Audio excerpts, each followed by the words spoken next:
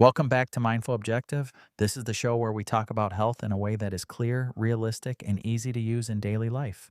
I am your host, Dr. Daniel Sproul, integrative health practitioner and professor. Today we are talking about peptides. Now, if you have heard that word recently and had no idea what it meant, you are not alone. Peptides have gone from a term that mostly lived in science textbooks and research labs to something people are searching for millions of times a month online. You may have heard it in conversations about weight loss, anti aging, recovery, hormones, or gut health. You may have seen it on social media or heard a friend mention it, and you may have walked away more confused than when you started. That is exactly why we are doing this episode. Today is not about pushing any particular product or protocol. It is about giving you a clear, honest foundation so you actually understand what peptides are, how they work in the body, what people are using them for, and what questions you should be asking before you go any further. If you have been curious about peptides but did not know where to start, this episode is your starting point. As always, this show is for educational purposes only. We do not diagnose, treat, or cure illness or disease. Always speak with your qualified healthcare provider before making any changes to your health routine. That reminder is especially important for a topic like peptides, where the science is moving fast and the regulatory landscape is still catching up. Let us start at the very beginning. What exactly is a peptide? To understand peptides, you first need to know a little bit about amino acids. Amino acids are the building blocks of protein. Your body uses about 20 different amino acids to build everything it needs, from muscle tissue to enzymes to hormones. When you eat protein, your digestive system breaks it down into amino acids, and then your body reassembles those amino acids into whatever it needs. Now, here's where peptides come in. A peptide is simply a short chain of amino acids linked together. Think of amino acids as individual letters of the alphabet. A peptide is like a short word made from those letters. A protein is like a full paragraph or even a whole page made from thousands of those same letters. The difference is really just length and structure. Your body actually makes peptides naturally. Right now, as you listen to this, your body is producing hundreds of different peptides and using them to send signals throughout your entire system. Peptides act like little messengers. They carry instructions from one part of the body to another. They tell cells to do things like repair tissue, release hormones, reduce inflammation, regulate appetite, and much more. This is the part that surprises most people. Peptides are not some foreign or exotic substance. They are something your body already knows how to make and use. What has changed in recent years is that scientists have gotten very good at identifying specific naturally occurring peptides, studying exactly what they do, and in some cases creating versions that can be used outside the body to support specific health outcomes. Here's a simple way to think about it. Imagine your body as a large company with thousands of departments all running at the same time. Peptides are like the internal memos and messages that keep everything coordinated. Without those messages, departments stop communicating, things slow down, and eventually the whole operation becomes less efficient. When the body is younger and healthier, it produces plenty of these signals on its own. As we age, or when we are under chronic stress, or when our nutrition is not where it needs to be, some of those signals become less efficient. That is one of the reasons peptides have become such a topic of interest in integrative and functional health. You may also be wondering how peptides are different from hormones or supplements. Hormones are also chemical messengers, and some hormones are actually peptides themselves. Insulin, for example, is a peptide hormone. The difference is that when people talk about peptide science in the wellness world, they are usually referring to specific chains of amino acids that have been studied for their ability to signal very targeted processes in the body. Things like tissue repair, growth hormone release, immune support, or gut healing. Supplements, on the other hand, are usually nutrients or plant compounds that support body functions more broadly. Peptides tend to be more specific and more targeted in what they do. That specificity is both what makes them interesting and what makes them worth taking seriously rather than just adding to a cart without doing any research first. So, at its core, a peptide is a naturally occurring type of molecule your body already uses every single day. The growing field of peptide science is really about understanding those molecules better and exploring how they might be used to support health in more precise ways. That is the foundation. Now let us look at what they actually do. Now that you know what a peptide is, the next natural question is what they actually do. And the honest answer is that different peptides do very different things. There is not one single thing peptides do. They are a category, like saying vitamins. Just like different vitamins support different functions, different peptides support different systems and processes in the body. The way peptides work comes down to something called receptor signaling. Your cells have specific receptor sites on their surface, almost like locks. Peptides act like keys. When the right peptide connects with the right receptor, it sends a signal into the cell that triggers a specific response. That response could be to produce more of a certain hormone, to begin a repair process, to reduce inflammation, to regulate appetite, or dozens of other things depending on which peptide and which receptor are involved. This lock and key system is what makes peptides so targeted. Because each peptide has a specific shape, it only fits certain receptors. That means when you introduce a specific peptide, it is not flooding your whole system with a broad signal. It is sending a precise message to a specific type of cell. That precision is one of the reasons researchers and practitioners in the integrative health world find peptides so interesting. Let us look at a few categories to make this more concrete. One of the most talked about categories right now is what are called GLP-1 peptides. You have almost certainly heard of Ozempic or Wegovy. The active ingredient in those medications is semaglutide, which is a GLP-1 receptor agonist. GLP-1 stands for glucagon-like peptide 1. This is a peptide your gut naturally produces after you eat. It signals the brain that you are full, slows the emptying of your stomach, and helps regulate blood sugar. The medication versions work by mimicking and extending that natural signal. These are by far the most well-studied and FDA-approved peptides available right now, and they have genuinely changed how medicine approaches weight loss and metabolic health. Another category people hear about a lot is peptides that support tissue healing and recovery. One example that gets discussed frequently is something called BPC 157. BPC stands for Body Protection Compound. This peptide was originally studied because of its presence in gastric juice, the fluid your stomach produces. Research, much of it in animal studies so far, has suggested it may support gut lining integrity, reduce inflammation, and help with tendon and tissue healing. It has become popular in athletic and recovery communities, though it is important to understand that most of the research is still in early stages and human studies are limited. There is also a category of peptides that work by stimulating the release of growth hormone. As we age, our natural production of growth hormone declines. This affects body composition, recovery speed, energy, and sleep quality. Certain peptides can signal the pituitary gland, which is the small gland in your brain that controls growth hormone release, to produce more of it naturally. This is considered a more gentle and natural approach compared to injecting synthetic growth hormone directly, because it works with the body's own feedback system rather than overriding it. Collagen peptides are another category that many people are already familiar with, even if they did not realize it.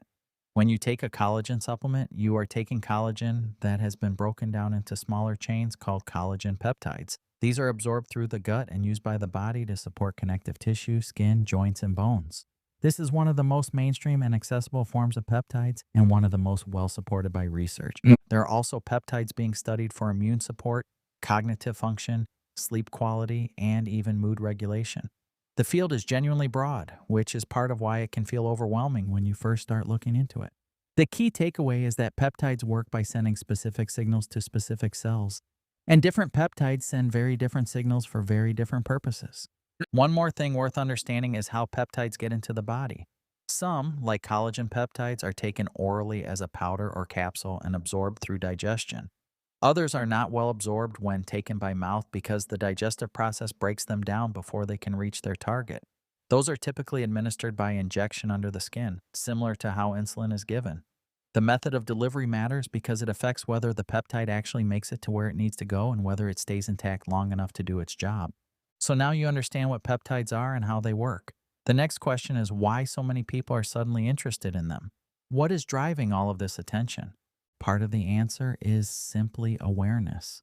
The explosion of interest in Ozempic and other GLP-1 medications brought the word peptide into everyday conversation in a way it had never been before. When something that effective gets that much media coverage, people naturally start asking what else is in this category and what else might be possible. But the deeper reason goes beyond any single medication.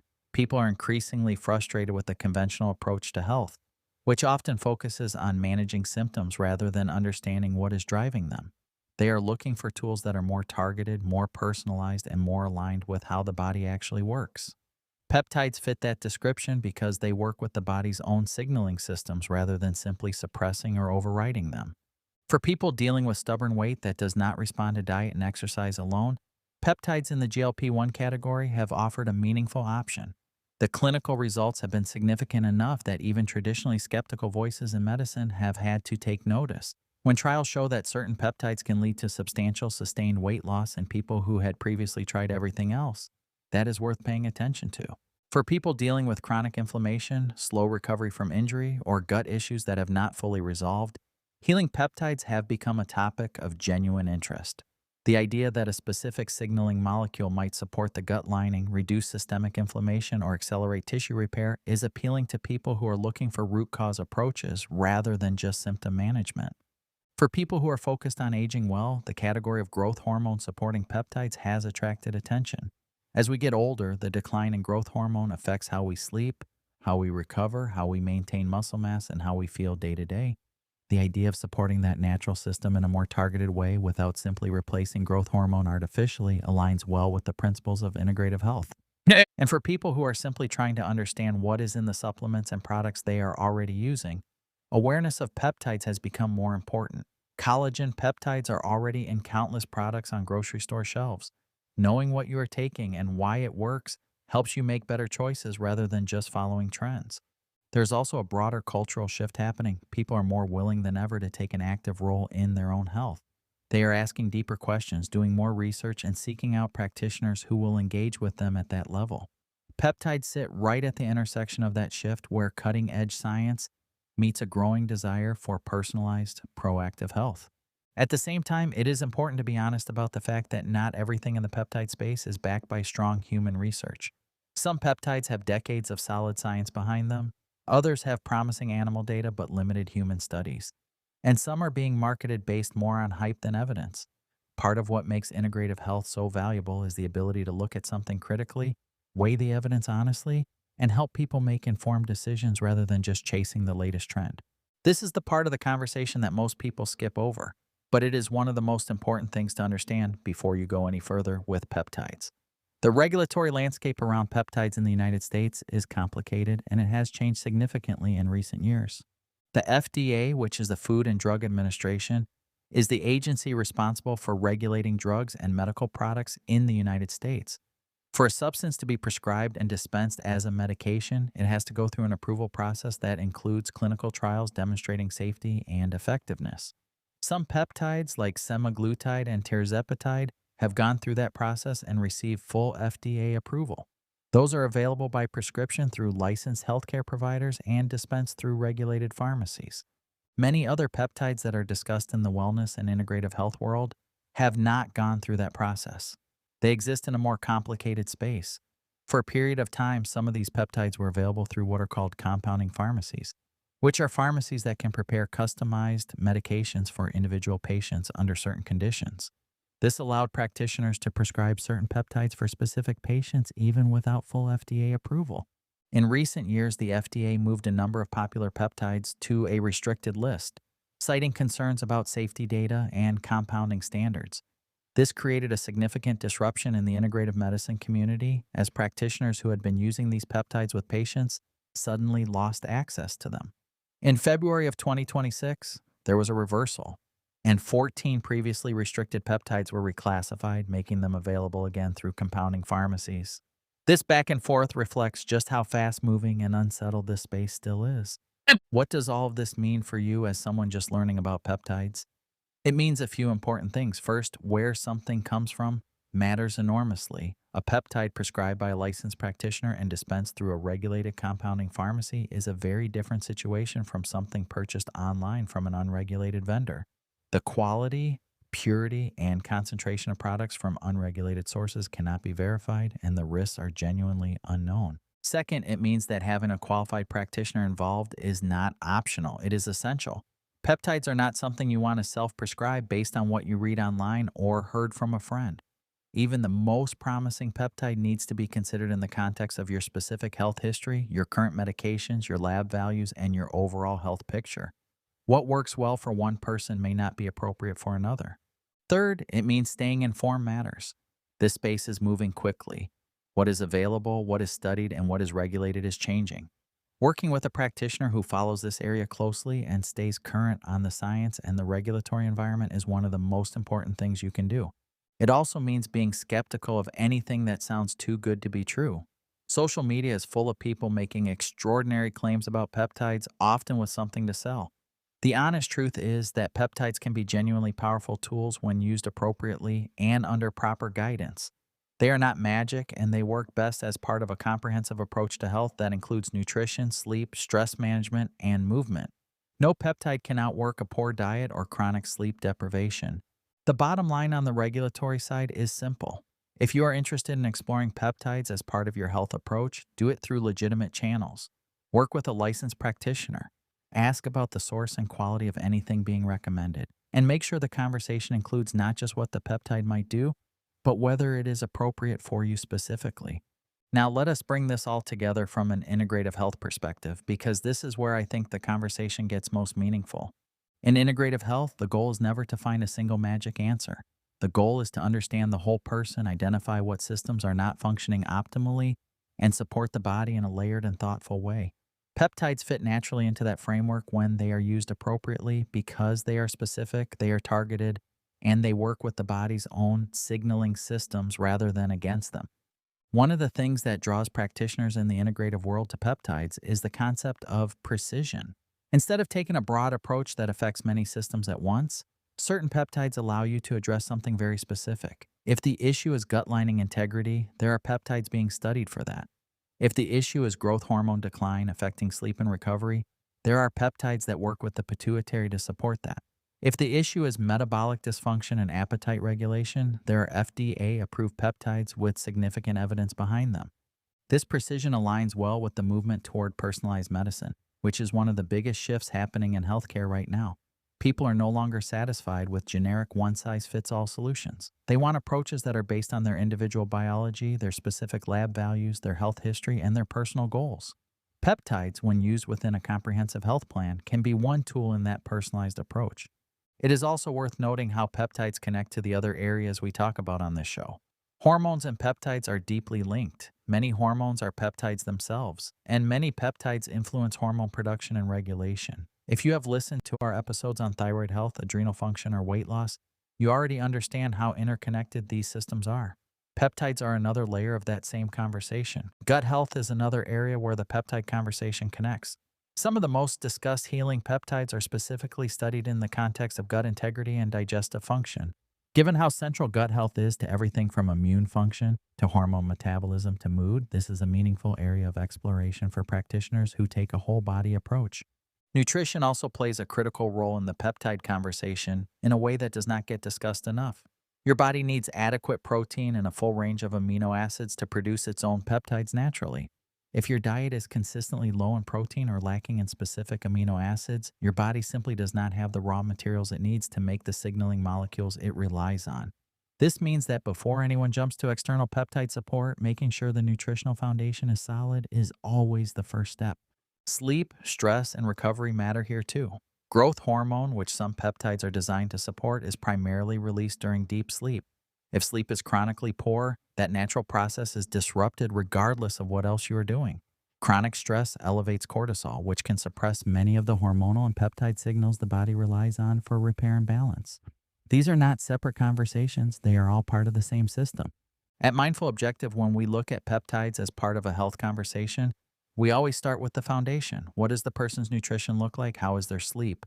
What is happening with their stress levels and their hormones? What does their lab work show? Only after we understand that full picture do we start thinking about whether targeted support, including peptides, makes sense for that individual. That sequence matters because layering on more tools before the foundation is in place rarely produces the results people are hoping for. The peptide conversation is not going away. The science will continue to develop, more human research will emerge, and the regulatory environment will continue to evolve. What matters most right now is that you approach it with curiosity and caution in equal measure. Be interested, ask good questions, stay informed, and work with people who will give you honest, individualized guidance rather than a one-size-fits-all answer. As we wrap up today, I want to leave you with this. The fact that you are asking questions about peptides and doing the work to understand them before jumping in is exactly the right approach. Health is not something you should rush through. And in a space that is moving as fast as this one, the most valuable thing you can do is build a real understanding of what something is and how it works before deciding whether it belongs in your health plan. Peptides are a genuinely fascinating area of science. They represent some of the most targeted and promising tools being explored in health and medicine right now. At the same time, they require respect, proper guidance, and a solid foundation underneath them to be used well. They are not a shortcut, they are a tool, and like any tool, they work best in the hands of someone who understands them. If today's episode sparked questions for you, that is a good thing. Write them down, bring them to your healthcare provider, keep learning. This space will continue to evolve, and staying informed is one of the most powerful things you can do for your own health. Thank you for spending this time with me on Mindful Objective. Keep learning, keep listening to your body, and keep taking small, steady steps forward. As always, this episode is for educational purposes only. Speak with your qualified healthcare provider before making changes to your health routine, especially when exploring something new like peptides. I will see you next time. Stay well.